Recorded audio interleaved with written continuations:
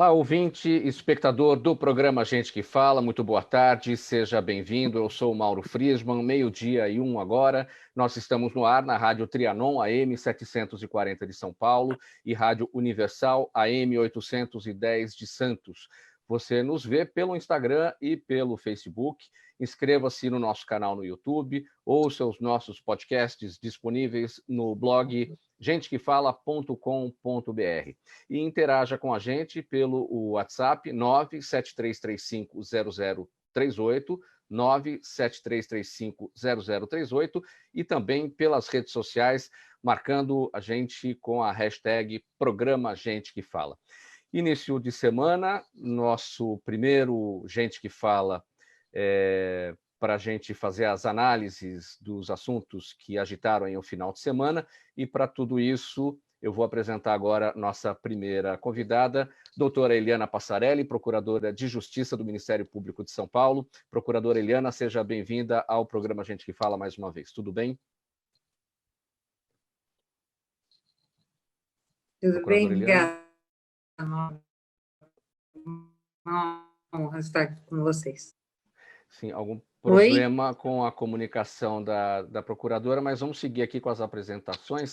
Também com a gente a Lilian Schiavo, empresária, presidente da Organização Brasileira de Mulheres Empresárias, a OBME. Seja bem-vinda, Lilian, a Gente que Fala. Oi, bom dia para todos. Eu te agradeço pelo convite de participar aqui. Uma excelente entrevista para todas nós, né, meninas? Sim, é um bom programa para todos nós. E fechando aqui a nossa bancada, a Rosana Coutinho, diretora de Marketing e Comunicação da Poli Defensor. Seja bem-vinda, Rosana. Obrigado, só agradeço pela participação, é muito bom estar com vocês aqui. Obrigada. E são as meninas mesmo, um trio aqui, né, para a gente iniciar a semana com assuntos e as opiniões das mulheres, as opiniões femininas. E o nosso primeiro tema, claro, não poderia ser senão o novo coronavírus. O Brasil atingiu ontem a marca de 22.700 mortos e 365 mil infectados pelo novo coronavírus, segundo as informações do Ministério da Saúde. Aqui em São Paulo, hoje, nós vivemos um feriado estadual antecipado do dia 9 de julho, sem sabermos se na próxima semana teremos ou não a flexibilização da quarentena. Em meio a um debate político que envolve até o uso de medicamentos, o ex-ministro da Saúde, Nelson Taichi, declarou ontem, por uma entrevista à Globo News, que o Brasil enfrenta a pandemia em uma situação de absoluta incapacidade de enxergar o que vem pela frente. Quero começar com a senhora, procuradora Eliana Passarelli. Eu tenho dito aqui dia a dia, né? A gente tem que ter esse jogo de paciência, um dia após o outro, acompanhando os dados, acompanhando a situação, para ver que rumos o país vai tomar, mas esse rumo parece não estar muito ali no horizonte, a gente não consegue enxergar isso, não é verdade, procuradora? Olha, é verdade por uma questão política, né? Na verdade, se nós tivéssemos aí um governo estadual e um governo federal que falassem a mesma língua, se nós não tivéssemos um presidente da República tão afoito em fazer declarações nem um pouco convencionais, e se nós tivéssemos também aqui no estado de São Paulo, vou falar no estado de São Paulo, porque é onde nós estamos, um governador que fosse menos político e mais prático, a gente soubesse para onde caminhar. Né? Claro, se eles não sabem fazer, imagina nós, que estamos no meio desse furacão, com notícias estranhas no âmbito federal, com notícias estranhas no âmbito estadual. Então, a gente fica no meio desta confusão e realmente nós não sabemos o que fazer. Para mim, isso fica muito claro. Então, eu acho que se a postura política não mudar, ficará difícil acertar em relação à medicina, em relação às nossas vidas, né? Sim. Lilian, sua avaliação sobre tudo isso que está acontecendo, você compartilha da opinião da procuradora Eliana? Na histeria das redes sociais, o que a gente vê? torcidas, né, dos políticos, a gente vê esse embate, essa polarização, e o que as torcidas dizem? É a questão eleitoral, está cada um olhando lá para 2022. Seria possível isso? Quer dizer, todo mundo ficar olhando o calendário eleitoral no meio de uma situação tão trágica como a gente está vivendo? Infelizmente está acontecendo isso, né? Nós percebemos até em redes sociais, eu acredito que isso aconteça comigo e acontece com todos vocês, qualquer publicação que vocês colocarem que tem algum tipo de crítica para qualquer lado, você recebe uma enxurrada de retornos, tanto a favor como contra, né? Como se fosse um mundo branco ou preto, né? Ou os extremos sempre, mas não deveria ser isso, né? Quando nós falamos em saúde, quando nós falamos em pandemia, deveria haver uma mobilização total para que as pessoas se unissem contra a pandemia e não contra partidos políticos ou não para usar essa situação para discussão política, né? Eu sou totalmente a favor do que a Eliana falou, né? Infelizmente acontece essa polarização em torno de partidos, quando a gente está falando de vidas, né? Em fevereiro eu estive na Coreia do Sul e eu percebi o cuidado que foi feito pelo governo em relação a equipamentos, em relação à detecção, onde quer que a gente passasse, haviam aqueles aparelhos para medir temperatura, para detectar se tivesse algum tipo de problema, você era encaminhado para um hospital para fazer exames. Então, essa deveria ser a nossa postura, né? Uma preocupação total em identificar os casos, em cuidar das pessoas e não em ficar discutindo posturas ou frases proferidas por nossos governantes, né? Lá na Coreia do Sul, em fevereiro, quando você esteve, também estava. Hoje a situação está bem sob controle por lá, mas era o que, naquele momento, hoje nós estamos vivendo aqui o que era naquele momento, não é? Na verdade, não era ainda o que nós estamos vivendo nesse momento, era bem no início do coronavírus, ainda tinha poucos casos, nós levamos um susto até, porque de repente falaram para todas as pessoas, olha, evitem sair, fiquem nos quartos, aí imediatamente era um congresso, então imediatamente no dia seguinte foram compartimentados as salas para as refeições, que era um salão gigante, ele foi totalmente compartimentado para evitar o acúmulo de pessoas na mesma sala. Então, essas medidas foram tomadas e nós levamos um susto, porque estava assim bem no início do problema na Coreia. Existia assim um foco muito grande na China e até eu tenho uma amiga que está na China até hoje. Ela foi para lá antes do Ano Novo Chinês para passar. Ela recebeu o convite para passar a festividade do Ano Novo, não teve a festa. Ela ficou em quarentena e está lá até hoje, né? Porque agora não faz sentido voltar para cá. Mas realmente essas medidas de prevenção são fundamentais para a preservação da vida, né? E para a continuação da economia, né? Porque o problema é que os outros já estão voltando, né, Eliana? Você vê a Sim. Itália, mesmo a América do Sul já tem alguns lugares que já estão pensando em retomar a normalidade, e aqui nós estamos entrando novamente num novo ciclo, né? Cada dia que passa está aumentando, e nós não estamos conseguindo fazer nada. Mais um questionamento, Lilian, antes de passar a palavra para a Rosana Coutinho, aproveitando que você citou a Coreia. Naquele momento em que você esteve lá em fevereiro, qual era a situação?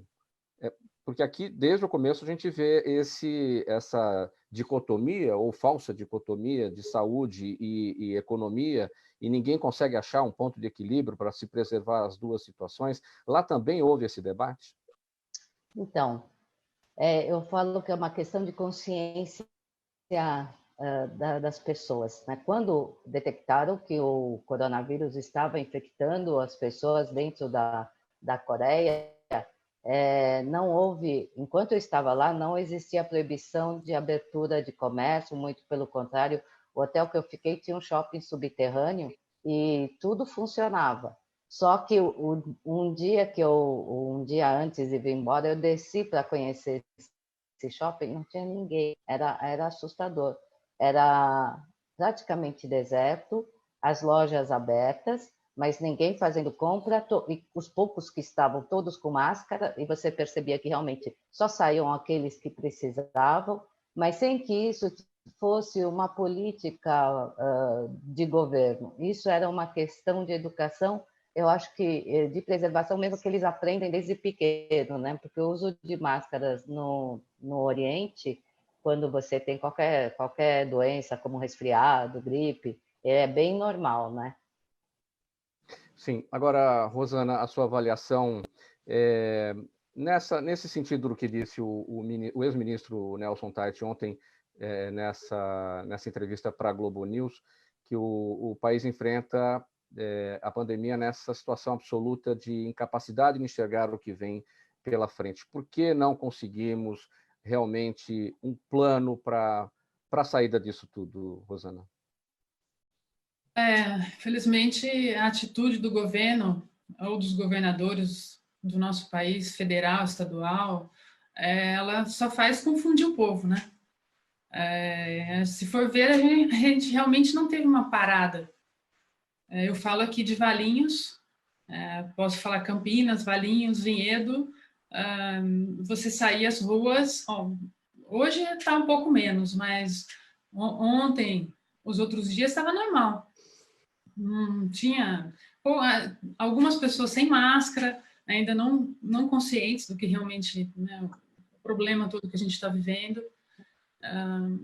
E foi assim, a gente no começo, a gente estava acompanhando o ministro anterior da Saúde, super, né, tentando fazer com as coisas que ele mandava, e depois tinha uma outra intervenção federal que, né, confrontava tudo que era resolvido. Então, confunde o povo. Eu acho isso é muito ruim, porque nós temos exemplos de outros países que nós poderíamos aprender com eles, tomar atitudes, né, mais assertivas, e acaba a gente ficando tudo sem saber para que lado correr. Acaba sendo, como as meninas falaram, algo político e não sem pensar no povo, como sempre. Essa expressão que você usou, ficar sem saber para que lado correr, porque aqui em São Paulo a gente está numa megalópole, então nós temos o prefeito, temos o governador e temos.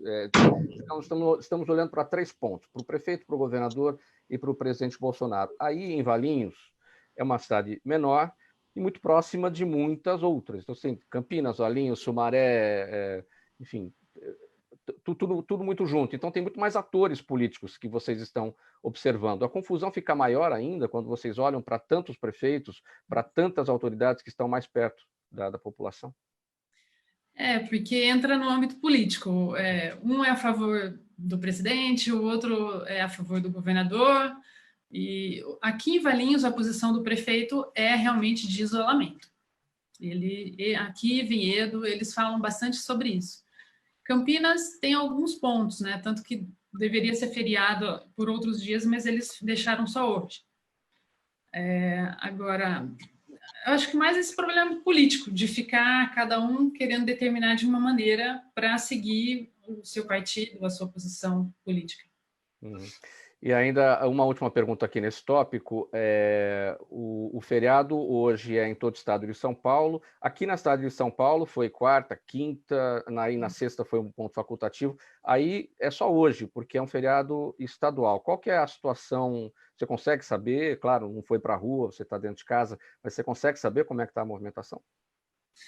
Eu não saí, mas o meu marido foi até a fábrica, porque nós estamos fazendo trabalhos pontuais, né? Eu estou trabalhando mais de casa, eu consigo fazer isso, mas ele disse que tá bem menos pessoas na rua, não como os outros dias, porque se você sair nos outros dias, parece um dia normal, não parece que não está tendo isolamento, nada. E o feriado aqui é só hoje mesmo.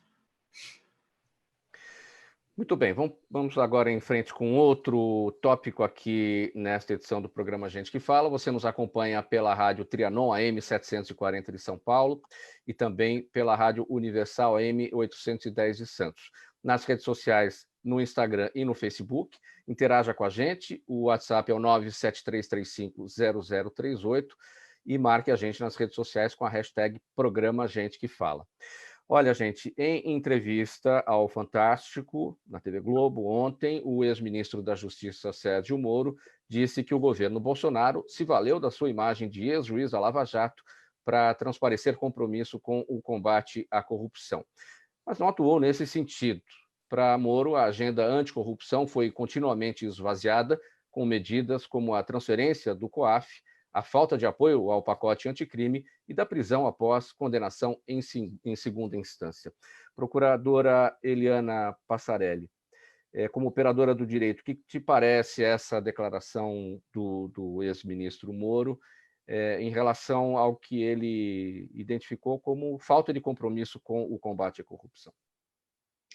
Bom, primeiro que o governo valeu-se da imagem dele, isso é óbvio, né? E, aliás, me espanta se ele não soubesse que isso iria acontecer.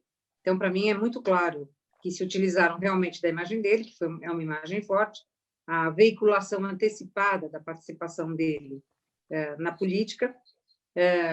Agora, o esvaziamento em relação à corrupção, eu tenho certeza que o Moro conversou isso com o Bolsonaro antes. Mas, ao mesmo tempo, não dependia só do presidente, porque é uma decisão de terceira instância, é uma decisão de natureza judicial. Então, até que ponto, né, digamos assim, o presidente teria a possibilidade de influenciar de tal sorte que todos os ministros chegassem a uma votação no sentido de que a prisão em segundo grau valeria. Eu acho muito mais fácil se houvesse esse compromisso em relação ao Congresso Nacional, né? Se houvesse uma emenda constitucional no sentido de haver a modificação nessa cláusula que define bem, né? Que sejam instâncias com decisão superior, né? Não de primeira, mas de segunda instância. Então, fica uma situação, primeiro, ambígua, porque o juiz, o Moro, ele tem toda uma sapiência que usar a imagem dele, óbvio, né?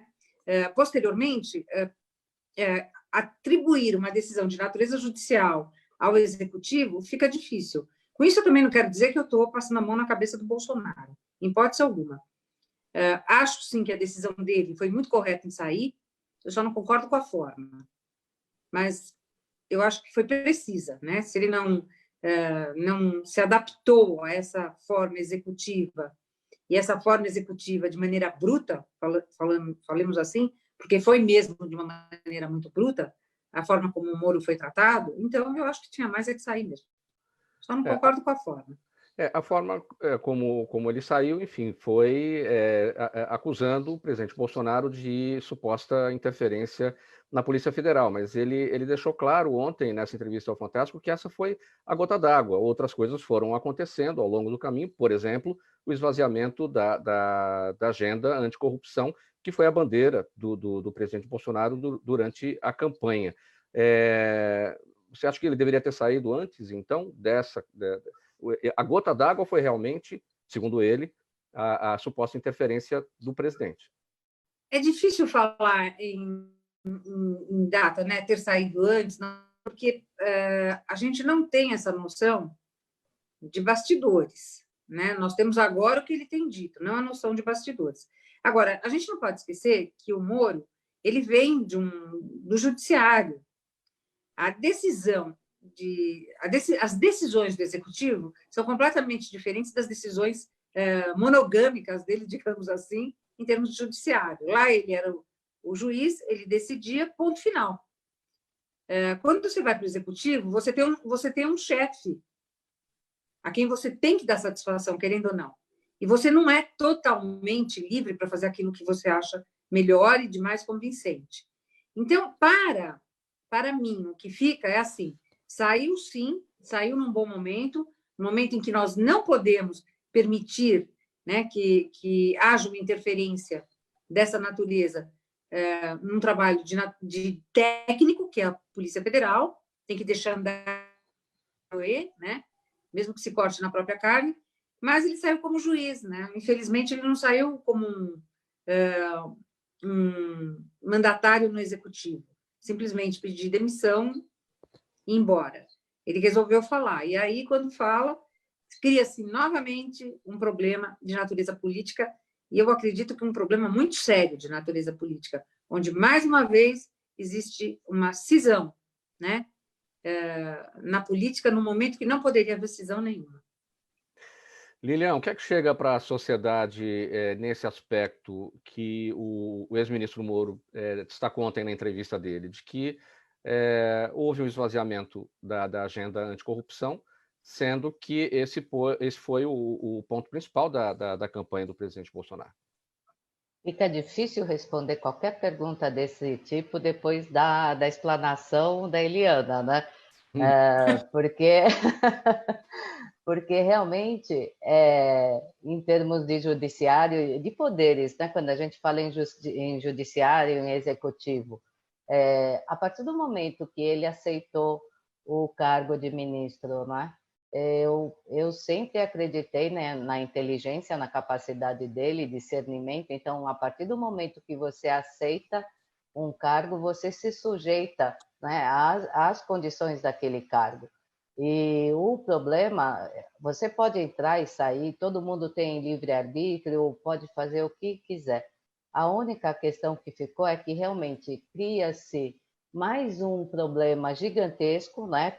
A população em geral tem que comentar sobre um fato político, ao invés de nós estarmos reunidos para ter ações contra o coronavírus, né? A Eliana é uma pessoa que eu sei que ela luta muito pela educação. Ela fala que a única saída da sociedade, né, para a melhoria do nosso país é através da educação. E eu compactuo 100%, porque essa educação que eu acho que hoje falta, né, para todos nós, para mim, inclusive, até eu aqui faço uma meia-culpa, eu não sou uma pessoa muito política, a Eliana sabe disso, eu não costumo discutir política, eu deixo para ela essa parte, porque até ela nos representa maravilhosamente bem. Mas a questão é de educação e da gente poder viver num país com mais saúde hoje, né? Então, quando a gente tem que gastar a nossa energia, o nosso tempo, o tempo de rádio, o tempo de TV, para uma discussão sobre a saída de um ministro, né, que foi ele próprio que criou toda essa situação de levar vídeo. Não estou dizendo quem está certo ou quem está errado. É uma briga de gigantes, eles se entendem, mas a questão é que hoje, ao invés de nós estarmos falando da saúde, estamos todos julgando se foi bom, se para que lado que pendeu a balança, quem é que tem a razão, né? Então, toda essa situação, na verdade, eu acho vergonhoso para o nosso país, sabe? É muito triste a gente ver isso, né? Eu não consigo... às vezes me perguntam pessoas de outros países, né? Explica o que está acontecendo no Brasil. Eu fico, dá vontade de ficar calada. Eu fico assim muito titubeante quando eu tenho que explicar para as pessoas, né, diante do que está ocorrendo no mundo inteiro, porque essa pandemia é global, né, as pessoas estão morrendo em todos os lugares. Eu tenho que explicar o que está acontecendo no Brasil. A sua descendência é coreana? Não, é japonesa. Japonesa, né? Os orientais ficam com grande dificuldade de entender exatamente o que está acontecendo, ou até entendem, né? Mas também ficam com aquela vergonha, porque você é descendente, você é brasileira, enfim, né? Mas orientais, aqueles, os que nasceram realmente lá, né? Os japoneses mesmo, eles ficam com mais vergonha do que você? De ver a situação do Brasil? Porque, então, eu, por exemplo, eu sou japonesa, né? Meu pai nasceu no Japão e ele era descendente de samurais. O problema dos samurais é a questão da honra, né? Eu nem vou contar, porque harakiri não preciso nem explicar o que é honra para o... Então, assim, a questão da vergonha, ela faz parte mesmo, eu acho, da nossa criação, né? Quando você ou você falha, ou você vê os outros, a questão da vergonha alheia, né? Eu acho que ela realmente existe, né? Assim, ela é concreta, porque a gente fica triste, eu fico triste, assim, não só por mim, né? Mas eu falo por toda essa população que está sendo dizimada, nós estamos sendo dizimados, né? Assim, uma quantidade de pessoas sofrendo absurda. Antes não tanto, mas ultimamente, toda vez que eu abro rede social, tem alguém falando: perdi meu marido, perdi meu irmão, perdi meu pai, perdi minha mãe. É assim, é uma calamidade. Então, isso realmente entristece, né? Eu não sei como alguém pode ficar insensível, né? Para mim, é muito, muito lamentável mesmo. Sim. Rosana Coutinho, sua avaliação sobre... A gente está falando, então, sobre essa questão do Moro, né? Ter destacado, né?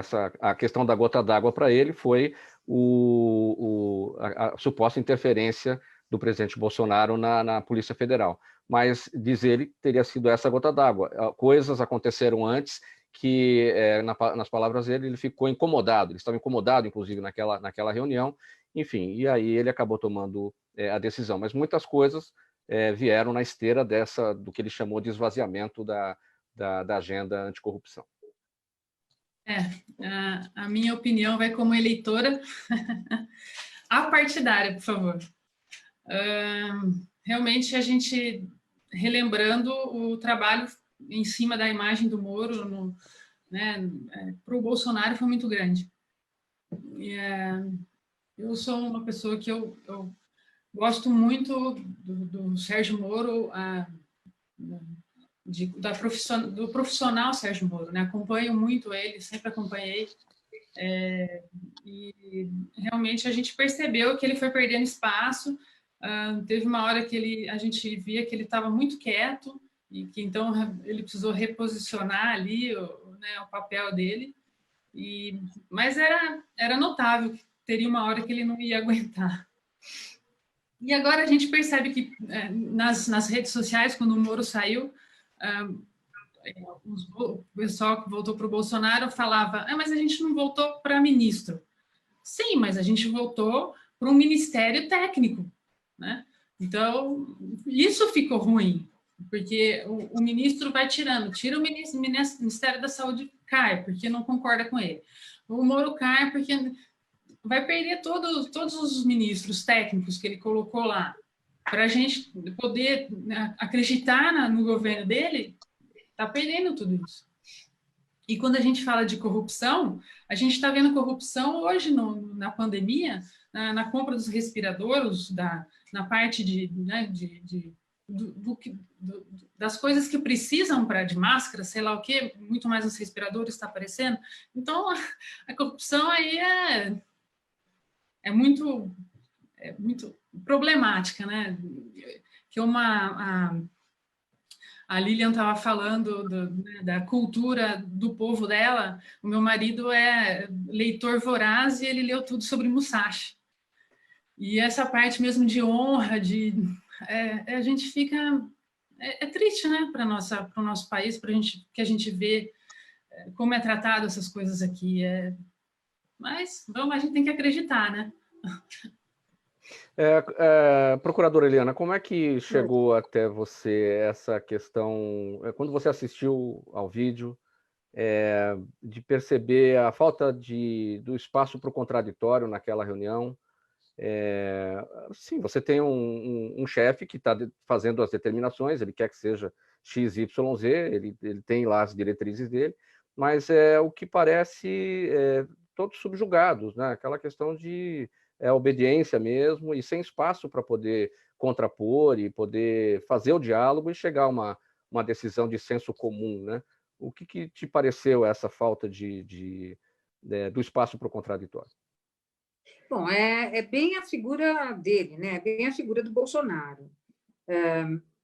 Ninguém hoje pode dizer que não sabe que nós estamos diante de um governo de natureza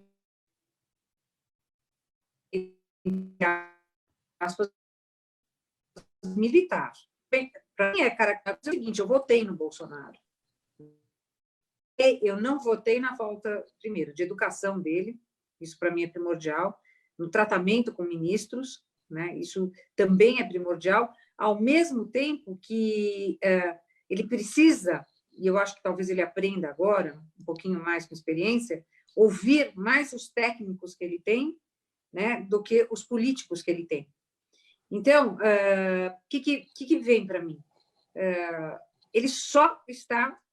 As pessoas gostam dele, as pessoas votaram nele, mas ele só está dando bola fora. Desculpe, a hora que ele tira um médico que se coloca como médico, né, e que tenta resolver o problema do âmbito da medicina,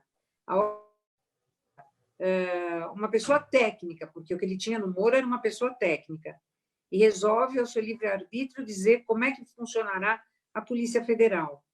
Então, aquela reunião, ela é muito bem pontuada da brincadeira de quem manda aqui do Executivo. Eu sou o presidente, eu não deixo ninguém dar opinião. Em tudo aquilo é um amém e um não sei se total. Né? Então, para mim, ficou uma coisa uma impressão muito ruim mesmo, né? De não ouvir, não dialogar, não discutir, por mais posicionamentos contrários que pudessem haver. E outra coisa, eu acho que aquele tipo de reunião é cada ministro na sua devida reunião para se discutir a roupa suja. E não como foi feito daquela forma, né? Eu achei lamentável tudo aquilo. Um circo, para ser sincero. Muito bem, seguindo com o programa Gente que Fala, pela Rádio Trianon AM 740 de São Paulo, Rádio Universal AM 810 de Santos. Você nos vê pelas redes sociais, no Instagram e no Facebook. Todos os canais abertos para a sua interação. O 9733800... Até confundi aqui, gente. Deixa eu pegar aqui o número novamente. 973350038. E também pelas redes sociais, você manda mensagens, manda suas perguntas aqui para as nossas convidadas, marcando a hashtag Programa Gente que Fala. Fiz a confusão aqui no número, porque é sempre bom lembrar que nós não estamos transmitindo dos estúdios da Rádio Trianon, nós estamos seguindo aí essa questão do isolamento social, então estamos usando uma ferramenta de videoconferência e aí os canais mudam completamente, número de telefone e tudo mais, então a gente vai se adaptando nessa situação de pandemia. Agora, aqui no nosso próximo assunto, olha, gente, a crise causada pela pandemia do novo coronavírus interrompeu as atividades de 39% dos negócios conduzidos por mulheres, além de reduzir as atividades de 47% deles, segundo uma pesquisa da Rede Mulher Empreendedora. O estudo diz que a maior parte dos empreendimentos comandados por mulheres atua no setor de serviços, 61%, seguido por indústria e comércio. Um fator agravante foi o fechamento das escolas, já que mesmo empresárias, muitas dessas mulheres ainda são as principais responsáveis pelos cuidados com os filhos. Essa pesquisa, Lilian Schiavo, traz que outros dados, além desses 61%, que são empreendimentos comandados por mulheres no setor de serviços? Eu falo que falar em números, no caso das mulheres empreendedoras e empresárias, assim, além de ser uma realidade muito abaixo daquilo que é noticiado, né? Porque, na verdade, empreendedoras, quase a maior parte das mulheres se tornam porque elas têm que trazer o sustento para as próprias famílias, né? E até assim, eu e a Eliana, a gente tem uma visão que o empreendedorismo, a geração de renda, ela é fundamental na vida das mulheres, até para evitar que elas sofram violência doméstica, né? Então, quando a gente fala mulheres empreendedoras, é praticamente o universo inteiro das mulheres, né? Pode falar 30%, 40%, 50%, 60%.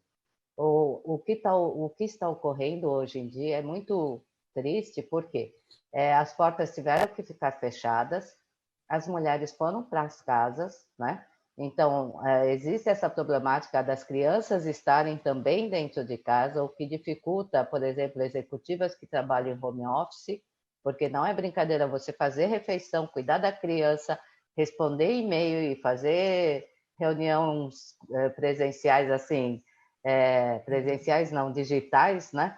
Tudo ao mesmo tempo, virtuais, né? Eu falo que as mulheres, se antigamente já eram consideradas heroínas, as que conquistavam posições de liderança no mercado corporativo, hoje, então, é um verdadeiro milagre você conseguir se dividir em todas essas tarefas, né? Com o agravante que, com as portas fechadas, quem tinha comércio teve que ficar também sem renda.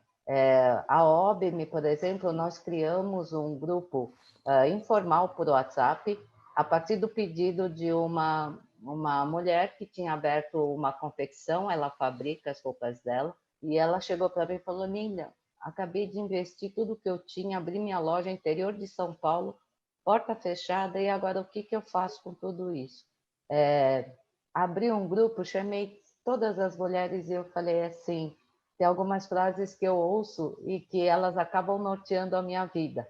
Uma delas é assim: mulheres compram produtos e serviços de outras mulheres, né? Uma mulher puxa a outra e nenhuma é deixada para trás. E eu falei isso nesse grupo, eu falei, olha, aqui nós vamos nos apresentar e uma vai ajudar a outra, porque às vezes você pode precisar de comprar comida congelada ou comprar alguma coisa, os aniversários continuam correndo, você pode querer um bolinho, uma flor, todo mundo aqui vai se apresentar e vocês continuam trabalhando da forma mais prática possível. Então, nós estamos criando com muita criatividade, eu falo que as mulheres têm essa capacidade de união e de criatividade, e nós estamos tentando sobreviver, né? Todas nós. E o que nós, homens, empreendedores, temos que aprender com o exemplo das mulheres? Os homens têm que aprender a empatia, né? Eu falo que eu percebo nesse grupo, as mulheres elas até trocam de atividades quando elas percebem, eu vou vender bolsa, não vou vender bolsa agora. Quem que vai comprar uma bolsa agora? Então, ao invés de não é? Então, ao invés de vender bolsa, nem sapatos. Não, imagina, eu tenho certeza que está todo mundo confortavelmente vestido da cintura para baixo aqui nesse webinar. Nós não estamos de salto, com certeza, não é assim? Então, nem de bolsa. Não, nem de bolsa. Então, tem alguns produtos que realmente agora não são tão procurados, tão procurados. Então, por exemplo, eu vendi a bolsa, mas não vai dar, eu vou vender máscara. Então, o número de empresárias que estão confeccionando máscara ou comercializando álcool gel, ou assim, eu tenho uma amiga que tem uma gráfica 3D, ela falou, Lília, eu acho que eu consigo fazer aquelas máscaras se eu conseguir o acetato. E a criatividade é tanta que ela, todo mundo sem dinheiro, né? Ela falou assim, quem tiver raio-x que não vai mais usar, pode mandar, que eu descobri que dá para fazer aquelas máscaras com o raio-x. Então, assim, está sendo muito bom para a pesquisa, né? E para conseguir novas alternativas. Os homens precisam aprender com as mulheres essa criatividade que nós temos de mudar situações com muito bom humor, né? Eu acho que é isso praticamente as diferenças, né? Mas eu quero que os homens todos ganhem muito dinheiro, que prosperem, que sejam muito bem-sucedidos também. Nós não temos nada, isso é uma coisa que eu sempre falo, nós não temos nada contra os homens, muito pelo contrário, até eu sou casada há 35 anos com um e amo meu marido. A questão é que as mulheres sempre tiveram mais dificuldade e menos espaço. Então, as nossas vozes precisam ser mais ouvidas. Né? Nós precisamos que as pessoas ampliem os espaços para que as mulheres possam exercer suas atividades. Rosana, como é que estão os negócios nesse período de pandemia? Qual foi o coelho que você tirou da cartola no sentido da criatividade que a Lilian destacou? Só para falar um detalhe em relação à pergunta, o que eu tinha anotado aqui, a gente ainda tem um obstáculo a mais das crianças em casa, não indo para a escola, que a recomendação é não deixar com os avós, né? Então, isso também é um ponto que pegou bastante. Mas nós, da empresa, a gente está trabalhando bastante com as redes sociais mesmo.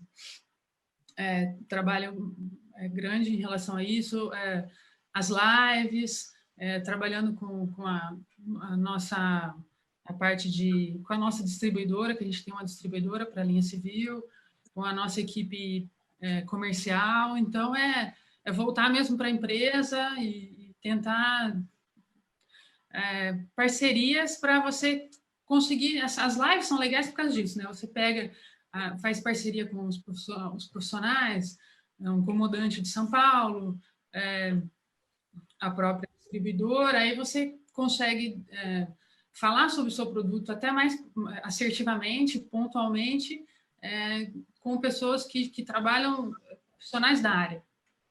Então, no nosso caso, é bem isso, é bem a live, rede social. Eu acho que maciçamente foi isso. Sim. Procuradora Eliana, o fato é que o pós-pandemia será diferente. O empreendedorismo ganha um outro capítulo na história, né?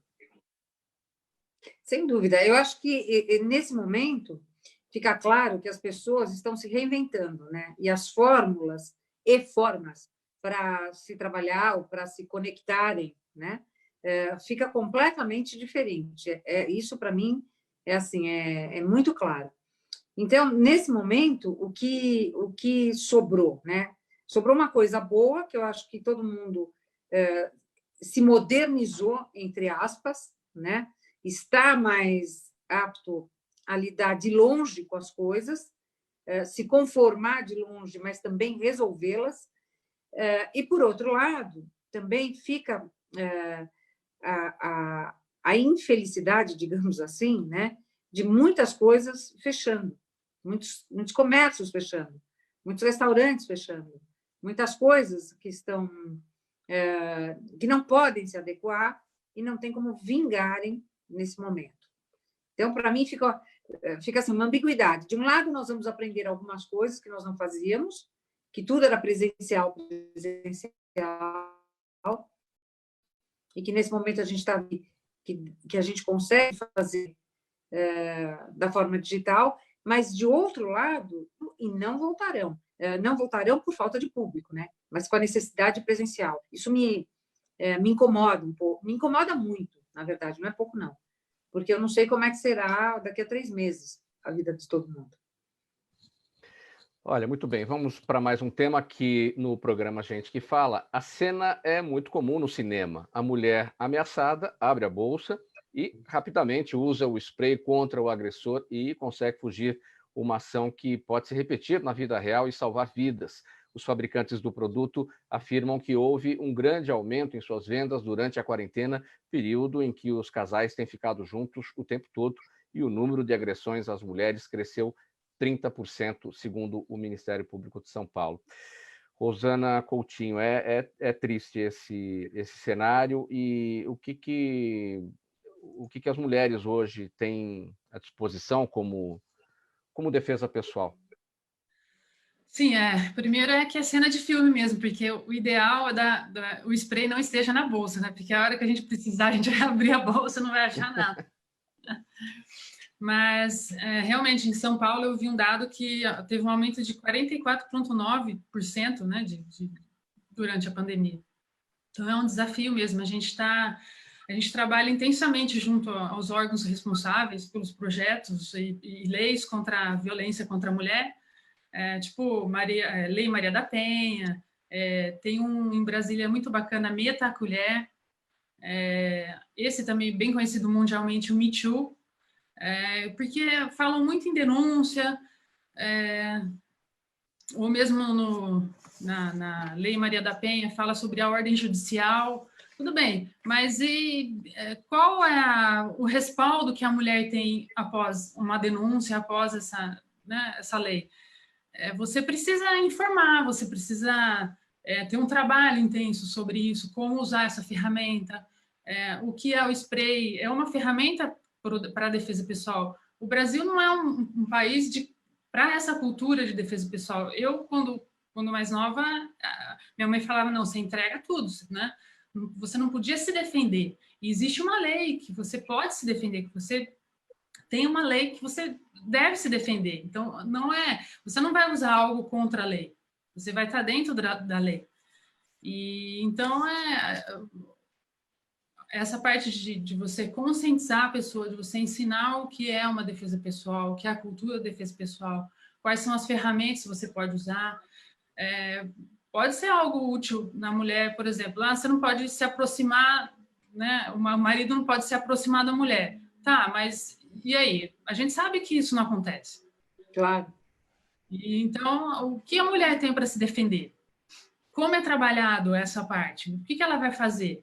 Então, a gente tem batido bastante para a gente conseguir colocar o produto, né, nesse tipo de caminho, né? Agora,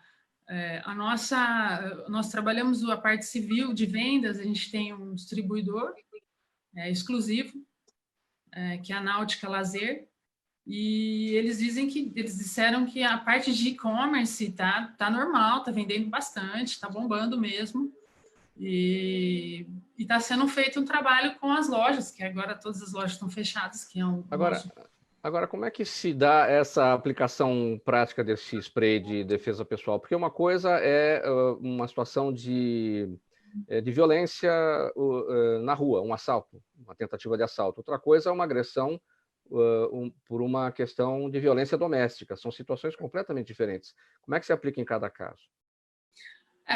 Ele é muito simples, né? Algo, não vejo até a diferença de uso. Por exemplo, se você vai sair na rua, você sabe que você vai passar num ponto perigoso. Você deixa ele à mão, né? O spray tem duas opções, jato direcionado e névoa, para cada um, para um uso. E é muito simples, né? Você aciona diretamente no rosto do agressor, até aí uma distância de 3, 4 metros, tá? Então, esse respaldo já é bom para você ter uma janela aí de você sair da agressão por uns 10 minutos. Então, esse é muito importante. Você consegue essa distância do agressor e essa janela para você evadir do local. Sim, agora, isso na questão assim, do uso prático, mas em relação à própria situação em que a mulher tem que lançar a mão disso, uma coisa é na rua, para surpreender o bandido, uma coisa é em casa, diante de um marido agressor que já sabe que ela tem essa ferramenta para se defender. Isso seria como uma ferramenta e também como um trabalho dessa parte de cultura pessoal. Existem várias opções que você tem de ferramenta de defesa pessoal. Entre elas, o spray seria uma delas. Mas é você ensinar mesmo como, em que ocasiões usar, tem esse distanciamento e tem esse tempo de você pedir ajuda. Certo. Olha, gente, já temos perguntas aqui do público que está acompanhando a gente, tanto pelas rádios, pela Trianon e pela Universal, quanto nas redes sociais.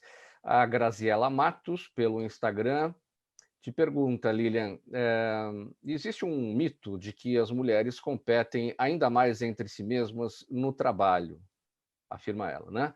Isso não contraria o lema da OBME, sozinhas invisíveis, juntas invencíveis? Pergunta para você, Lilian, a Graziela Matos. Sim, Graziela.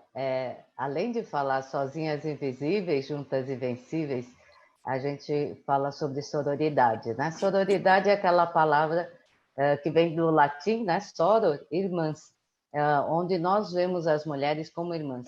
Óbvio que não existe unanimidade em lugar nenhum, né? Até antes, eu preciso aqui contar que a Eliana Passarelli é a coordenadora do Comitê de Justiça da OBME, né? Verdade. Nós estamos juntas e a Eliana sabe que realmente existe um mito que uma mulher puxa o tapete da outra, que as mulheres são muito competitivas, que não gostam. Óbvio que existem mulheres que não gostam de participar de ações em conjunto, que elas querem subir sozinhas, se possível empurrar a outra escadaria abaixo, vai empurrar.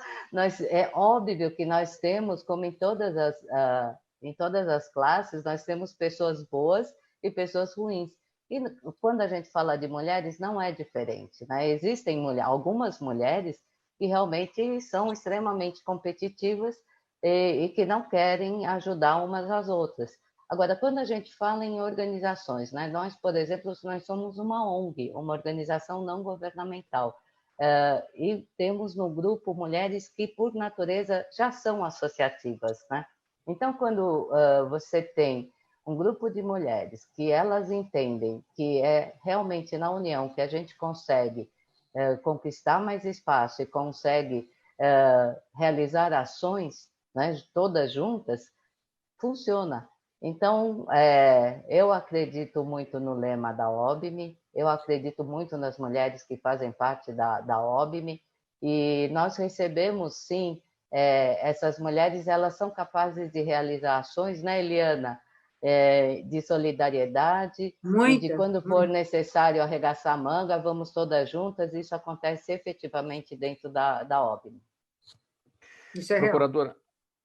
Real. Pode falar. Não, eu estou dizendo que o que a Lilian está dizendo é real, que na OBME, né, quer dizer, uma organização hoje mundial, mas nós temos muita parceria mesmo, onde as mulheres ajudam umas às outras, assim, mas não é ajudar brincando de casinha, não, gente, ajudar com grandes ações, né? É ajudar no coletivo mesmo, é trabalhar o coletivo. Não é quem é da OBME, é exatamente quem não é da OBME, né, que será ajudado pela organização. Eu não vejo assim, dessa forma, né? Eu vejo como boas e más pessoas. Existem os homens que também fazem a mesma coisa, uns puxam o tapete dos outros, invariavelmente, no trabalho, a gente sabe disso, talvez de uma maneira mais escancarada, né? Mas eu não vejo essa coisa, homem e mulher. Eu vejo bom e mal, né? Que é um pouquinho diferente. Mas a gente tem condições de trabalhar assim, trabalhar muito bem pelo coletivo. Procuradora Eliana Passarelli, a sua xará, Eliana, não, é a Marta de Santo Amaro que te pergunta, procuradora. Tá. Por que o pastor R.R. Soares, como alguns outros, diz a Marta, pode anunciar em seu programa de TV a venda de uma água consagrada por ele em ritual para curar o novo coronavírus, sem sofrer qualquer punição? É a Marta de Santo Amaro que pergunta, procuradora. Porque ele, na verdade, o que ele anuncia é gratuito, né? Ele não está vendendo. Ele anuncia o que ele quiser. Assim, doe para... Não estou falando de herpes, não. Genericamente, mais ou menos assim. Do mesmo modo que, se você não paga nada, você vai lá e receberá aquilo que será consagrado, né? A água, enfim, as coisas, as igrejas consagram. É uma coisa, para o católico. Você vai à missa e recebe o corpo de Cristo, né? Então, quando você vai, ou quando você é crente, você paga o seu dízimo, dá o seu dízimo e recebe, em contrapartida, lencinho da felicidade, sei lá o quê. Muito bem, isso não é punível. O que seria punível seria a venda da cura, né? Que aí é curandeirismo, estelionato, aí tem um monte de coisa que dá para colocar. Mas nesse sentido de, se você doar, você recebe, isso não é detectado como crime. Rosana, a Silvana Soares está no Facebook acompanhando a gente. Ela pergunta sobre o spray de defesa pessoal usado pelas mulheres para evitar que esses equipamentos de proteção, mesmo não letais, cheguem às mãos de crianças e adolescentes. Como evitar, né? Pergunta a Silvana Soares. A recomendação é como um remédio mesmo, como medicamentos, né? Você tem um lugar para guardar, você tem um cuidado para guardar isso, para usar. Mesma coisa na tua pergunta quanto aos projetos de lei. Né? Como que a mulher dentro de casa vai usar o produto? A gente vai ensinar que ela vai ter que esconder, que ela vai ter que deixar no lugar, que ela vai ter que estar na mão. Entendeu? Então, é tudo mesmo, são recomendações, como um medicamento, diria. Pessoal, o tempo do programa já está chegando ao final. Se você está com a palavra, Rosana Coutinho, sua despedida, o que é que fica da nossa conversa? Para mim foi um prazer, uma honra, né, participar aí com grandes empreendedoras, profissionais e mulheres tão como a Lilian e a Eliana. É uma honra, foi um prazer. E agradeço vocês da rádio pela participação. Procuradora Eliana Passarelli, sua despedida, qual a sua mensagem final? Bom, eu quero dizer que foi um prazer, uma honra rever, né? Enfim, estar no programa de muitos anos, que é um programa que eu gosto muito, venho acompanhando há muitos anos, né? E deixar recomendação para as pessoas não perderem o bom senso, né? Quem está em casa, que pode ficar em casa, que fique em casa, né? Quem está nessa agonia do trabalho, por favor, não perca a esperança, porque é fundamental nesse momento. A gente vê que há uma angústia muito grande de vários empresários, de várias pessoas, trabalhadores de todas as áreas. Né? Então, nesse momento, é isso que a gente tem que fazer. No momento um pouquinho mais à frente, a gente tem que repensar nas decisões políticas que nós tomamos lá atrás. Lilian, sua palavra final, sua mensagem, por favor. Em primeiro lugar, agradecer. Amei, foi uma alegria, uma honra participar desse programa. E a minha mensagem final é que realmente para que a gente tenha paciência, porque tudo passa, né? E o que eu gostaria de dizer para as pessoas que estão passando por depressão, para que procurem ajuda, porque hoje existem atendimentos psicológicos online. Eu não sou psicóloga, mas o que acontece que eu tenho percebido dentro até do nosso grupo de mulheres, que por conta desse confinamento é muito grande o número de pessoas que entram em depressão e que realmente precisam de, sabe, um abraço virtual, conversar com alguém e ver que realmente nós vamos sair daqui um dia, né? Porque eu acredito que conforme vai passando, né? Começou, você achou vai durar 2 dias, não, já durou 2 meses. E quando isso vai terminar? Então, quando tiver algum problema, procura uma amiga, procura um atendimento psicológico. Todas nós somos, assim, muito vulneráveis, né? Estamos muito vulneráveis. Então, eu peço que todo mundo se cuide, seja homem, mulher, criança, que todos vocês se cuidem, se mantenham saudáveis. E é isso o meu recado. Então, vai aí, Lilian, um abraço virtual, já que você falou nele, né? Então, um abraço virtual de todos nós aqui do programa Gente que Fala, de toda a nossa equipe. Um agradecimento a todas pela participação, por aceitarem o nosso convite para esse bate-papo, para análise desses temas todos.